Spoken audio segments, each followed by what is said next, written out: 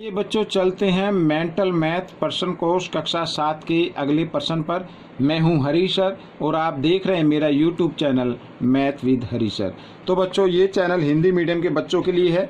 जो बच्चे English medium में पढ़ते हैं उन बच्चों के लिए मैंने चैनल बनाया हुआ है जिसका नाम है चलो कदम बढ़ाएं।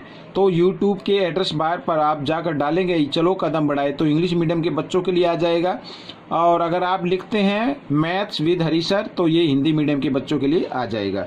ठीक है, अब देखो प्रश्न नंबर हम 49 करने वाले हैं और प्रश्न नंबर 49 क्या कहता है पढ़ लेते हैं। एक पोटली में 1 रुपये व 2 रुपये के सिक्के हैं। ठीक है, एक पोटली में 1 रुपये व 2 रुपये के सिक्के हैं। साथ ही लिखा हुआ है 1 रुपये के सिक्कों की संख्या 2 रुपये के सिक्कों की संख्या की तिगुनी है, 3 गुना है। ठीक है, कहने का मतलब ये कौन है 3 गुना? 1 रुपये के सिक्के। तो इन सिक्कों का कुल मूल्य क्या है? 120 रुपये। तो 2 रुपये के सिक्कों की संख्या ज्ञात करनी है। आइए करना शुरू करते हैं। देखो बच्चों बहुत ही आसान क्वेश्चन है, इम्पोर्टेंट है, तो बने रहे। देखो यहाँ पर तो अब 1 रुपये के सिक्कों की संख्या का तो पता चल गया ना आपको, कितना? 3 गुना। तो 2 रुपये का नहीं पता, तो 2 रुपये के सिक्कों की संख्या हम x मान लेते हैं। ठीक है, माना 2 रुपये के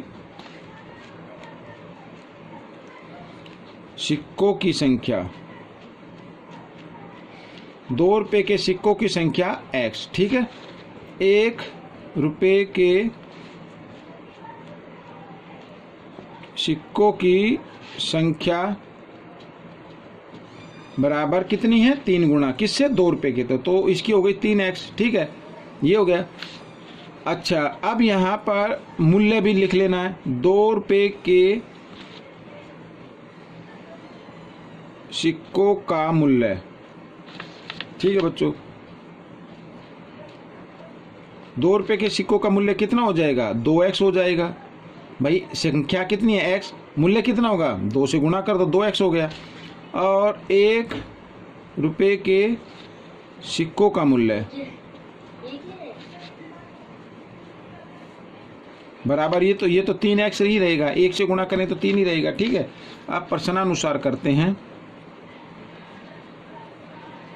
प्रश्नानुसार देखो ये तो 2 रुपये के सिक्के के मूल्य हो गया। ठीक है, यानी इतनी कीमत हो गई, और ये 1 रुपये के सिक्कों की कीमत हो गई, और टोटल कीमत कितनी है बच्चों? यहाँ पर 120 रुपये। ठीक है, तो अब करते हैं 2x और 3x कितने हो गई? 5x हो गई, बराबर 120। x का मान निकालना है। x बराबर 120/5, 5 से भाग दिया, 5 दूनी 10, 5 चौक 20, तो x बराबर आ गया 24। ठीक है, यहाँ पर निकालना है 2 रुपये के सिक्कों की संख्या। तो 2 रुपये के सिक्कों की संख्या कितनी आ गई बच्चों? x थी ना, तो 2 रुपये के सिक्कों की संख्या है 24। लिख देता हूँ मैं। 2 रुपये के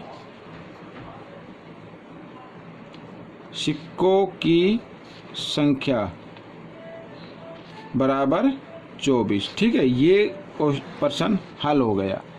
ठीक है, आपको कैसा लगा मुझे जरूर बताना। अब हम करते हैं प्रश्न नंबर 50, उसको पढ़ लेते हैं बच्चों। पहले देखो लिखा है करीम को रमेश से 30 रुपये अधिक ब्याज प्राप्त हुआ। ठीक है, करीम को 30 रुपये ज़्यादा मिले। किससे? रमेश से। यदि दोनों का कुल ब्याज 70 रुपये प्राप्त हुआ, दोनों को कुल 70 रुपये ब्याज प्राप्त हुआ, तो रमेश को कितना ब्याज मिला होगा, ये हमें बताना है। ठीक है, तो रमेश का ज्ञात करना है। तो रमेश का हम x मान लेते हैं बच्चों यहाँ पर। तो यहाँ पर प्रश्न 50, माना रमेश को ब्याज मिला बराबर x रुपये।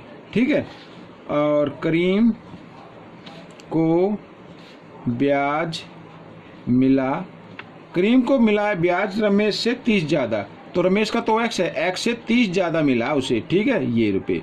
और कुल ब्याज कितना है? कुल का मतलब दोनों का ब्याज अगर हम जमा कर दे कुल ब्याज, तो कुल ब्याज है बच्चों यहाँ पर 70 रुपये। ठीक है, इस तरीके से आइए कर लेते हैं प्रश्न अनुसार। तो x जमा 30 बराबर 70। ठीक है, इस तरीके से। तो 1x और 1x, 2x जमा 30 बराबर 70 ऐसे। तो यहाँ पर जमा 30 है, इसको इधर ले आओ, घटा 30 हो जाएगा।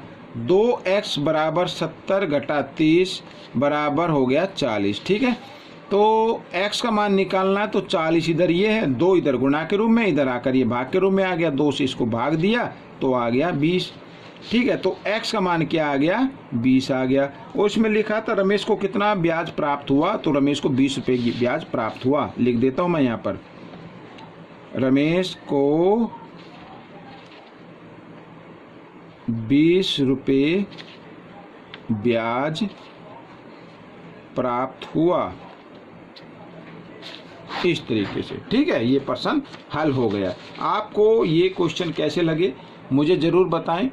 अब आप मुझे कमेंट्स कीजिए, जो भी चैप्टर आप चाहते हैं उसी चैप्टर की वीडियो बनाकर मैं आप सभी बच्चों के लिए अपलोड कर दूंगा। मिलते अगले पार्ट में, तब तक के लिए धन्यवाद।